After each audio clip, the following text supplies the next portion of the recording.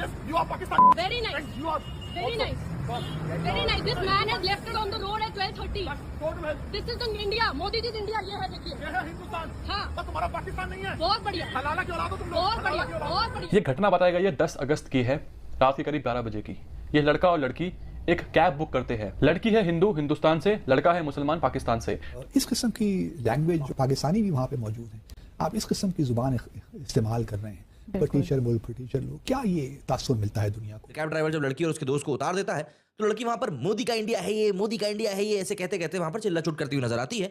और इसी के बाद में कैब ड्राइवर हलाला की औलाद कहता है और वहां से निकल जाता है। हिंदुस्तान अंडर मोदी एक फाशिस्ट रेजिम बनने जा रहा है, या बन गया या बनने जा रहा है। ने बहुत दफ़ा अपने पाकिस्तानियों को मना किया है कि खुदारा मत जाया करें जहाँ आप अपनी इज्जत गंवाते हैं। अब इंडिया में एक एक्सट्रीमिस्ट सोच अब आ गई है बहुत ज़्यादा। पाकिस्तान में एक्सट्रीमिस्ट थॉट्स को इलेक्टोरल सपोर्ट हासिल नहीं है, हिंदुस्तान में इलेक्टोरल सपोर्ट हासिल है, बीजेपी उसकी रिप्रेजेंटेटिव है। कैब ड्राइवर अपनी बात पे अड़ा रहा और उसने साफ साफ बोला कि मैं बिल्कुल भी ये बर्दाश्त नहीं करूंगा कि कोई पाकिस्तानी आकर मेरे दिल्ली के बारे में या फिर मेरे हिंदुस्तान के बारे में कुछ उल्टा सीधा बोले। मुझे ये कतई बर्दाश्त नहीं होगा। और क्या ये जो सोच है अब जिसका बड़ी खुल के उन्होंने इजहार किया, क्या समझते हैं कि बेहतरी की उम्मीद खत्म हो गई है? बिल्कुल। इमेजिन करो कि ये सेम इंसिडेंट पाकिस्तान में हुआ होता, कि तुम एक कैब में होती पाकिस्तान के अंदर, तुम्हारा एक हिंदू दोस्त जो कि हिंदुस्तान से होता, वो ये बोलता कि ये कराची के लोग अच्छे नहीं होते, बड़े मतलब परस्त होते, बड़े मतलबी होते हैं। तो पता क्या होता, तुम दोनों को वो लोग इतना मारते कि तुम दोनों में से किसी एक को तो पक्का 72 करोड़ के पास भेज देते। जो इंडिया का जो ओरिजिनल बेस था, जो जवाहरलाल नेहरू ने रखा था ऑफ सेक्युलर इंडिया, कुछ भी नहीं है। आप ऐसे कैसे कह सकते हैं कि आप दिल्ली के अंदर लोग शरीफ नहीं है? मैंने ये नहीं कहा है। मैं आपको सॉरी, मैंने आपको बोला था। लेकिन एक चीज, मैं उस टाइम मैंने आपको सुना कि आपने बोला कि दिल्ली में रहती, दिल्ली में कोई शरीफ नहीं है। तो आप अपने वर्ड्स को थोड़ा कंट्रोल करेंगे तो ज्यादा बेटर है। उन्होंने बिल्कुल भी ये नहीं कहा था। उन्होंने ये कहा था कि देखिए, मैं अननेसेसरी में किसी आपको जो सुनना है सर आप वही सुनेंगे। आपकी मैं आपको आपसे कोई कह रहा है, मैं भी बगल में ही बैठी हूँ। वो ये कह रहे थे कि यहाँ के लोग बहुत वो मतलब परस्त तो है ही। उसमें ये पाकिस्तानी वो थोड़ी वो चीज है, जैसे बॉम्बे के लोग कहते दिल्ली को मतलब है, तब कोई दिक्कत नहीं है। गलत समझ रहे हैं। आपके ब्राह्मण और हिंदू होने से मुझे क्या फर्क है? वो मुझे बता ही क्यों रहे हैं? बता रहा हूँ कि मैं इंडियन भी हूँ साथ में। तो इंडियन ये थोड़ी इंडियन का मतलब है कि पाकिस्तानी को सड़क पे छोड़ देंगे। इंसल्ट करूँ दिल्ली की, मैडम दिल्ली इंसल्ट सुनना या हिंदुस्तान की इंसल्ट सुनना, वो मैं नहीं व्यवहार कर सकता। You are Pakistan. Very nice. You are very nice. Very nice. This man has left it on the road at 12:30. Total है। This is the India. Modi ji India ये है देखिए। ये है हिंदुस्तान। हाँ। और तुम्हारा पाकिस्तान नहीं है। बहुत बढ़िया। हलाला की औलाद हो तुम लोग। बहुत हलाला बढ़िया। की औलाद। बहुत ये बढ़िया। लड़का और लड़की एक कैब बुक करते हैं। लड़की है हिंदू हिंदुस्तान से, लड़का है मुसलमान पाकिस्तान से। तो ये दोनों किसी इवेंट या पार्टी में होंगे, उसके बाद ये एक कैब बुक करते हैं, फिर ये कैब में बैठ जाते हैं।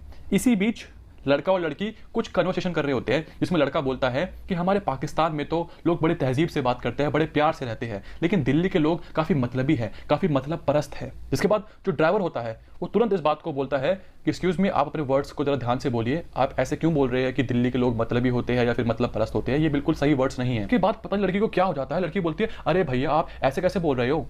उसने क्या गलत बोला? उसने बस ये बोला, मेरे फ्रेंड ने बस ये बोला कि दिल्ली के लोग मतलब परस्त होते हैं, इसमें क्या गलत है? फिर वो बहस करने लगी उस कैब ड्राइवर से। लेकिन कैब ड्राइवर अपनी बात पे अड़ा रहा और उसने साफ साफ बोला कि मैं बिल्कुल भी ये बर्दाश्त नहीं करूंगा कि कोई पाकिस्तानी आकर मेरे दिल्ली के बारे में या फिर मेरे हिंदुस्तान के बारे में कुछ उल्टा सीधा बोले। मुझे ये कतई बर्दाश्त नहीं होगा। जिसके बाद इनके बीच में और भी ज्यादा बैक एंड फोर्थ आर्ग्यूमेंट्स होती है।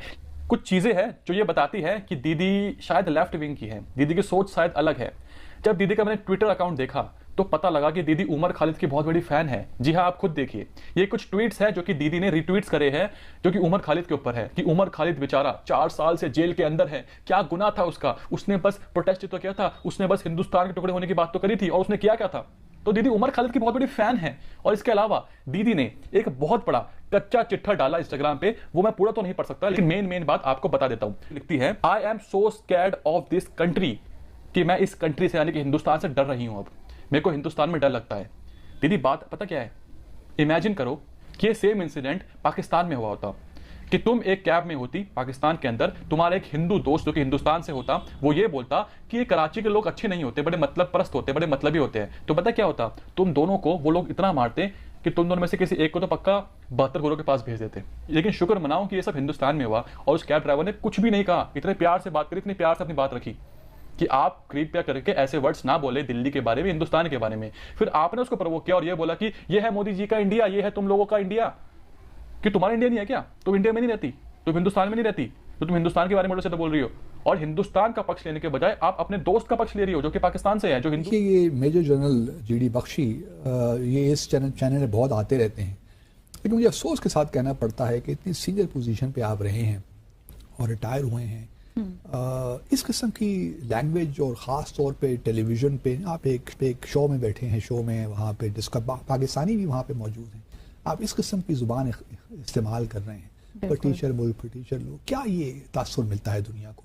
और मैं उन पाकिस्तानियों पे भी थोड़ा पहले भी मैंने बहुत दफ़ा अपने पाकिस्तानियों को मना किया है कि खुदारा इस किस्म के शो से मत जाया करें जहाँ आप अपनी इज्जत गंवाते हैं, और बोलने तो उनको कुछ भी नहीं देते, कोई नैरेटिव, लेकिन मामला कुछ है ना कि यहाँ पे फिर मुझे बताना पड़ता है अपने नाज़रीन को कि जो भी शो में जाते हैं ना, इनको पैसे मिलते हैं, दैट इज़ द प्रॉब्लम।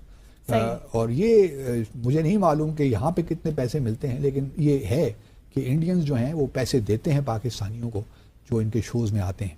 तो ये, लेकिन मेरी इनसे रिक्वेस्ट यही है कि इस किस्म के शो में जहां आपको अपनी बात करने का मौका ही नहीं मिलता तो शो से मत जाए। और क्या ये जो सोच है अब, जिसका बड़ी खुल के उन्होंने इजहार किया, क्या समझते हैं कि बेहतरी की उम्मीद खत्म हो गई है? बिल्कुल, भारत तरक्की की राह पे गामजन है। अभी जो भी हमारे दोस्तों ने बात की वो यही बात तो की कि आज से 20 साल पहले शायद नहीं था, आज है, तो वो आपसे क्यों बात करें?